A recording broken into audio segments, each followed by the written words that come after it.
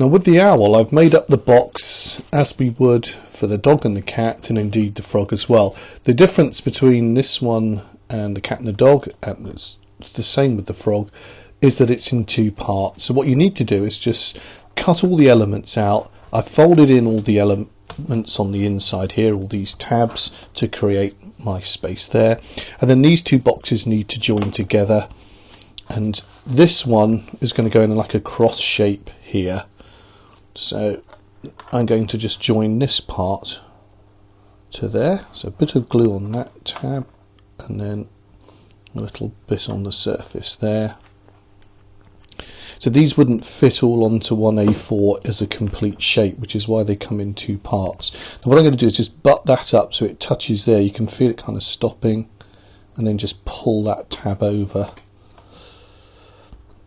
Push the glue down, and then just come back and just check that that's nice and square, which it isn't because that's just moved. So let's do that again. Put it on there. Just let it touch.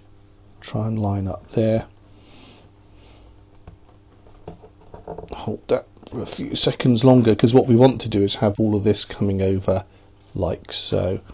So hopefully a little bit more carefully now I can put that in. I think that's all nice and square, and it all seems to join up there quite well, so that's good. Now we're going to leave it at this stage, because what we're going to do, the mechanism for this particular one is quite tricky to fit. There's such a small space, so we're actually going to build the mechanism and then actually put it in and out through the two sides there, and build this box up around it like so, and that will actually become the top there. So that's really it for the construction of this box so far, because we'll come back to it now and finally assemble it once we've made the mechanism. Talking of which, that's the next thing we're going to have a look at.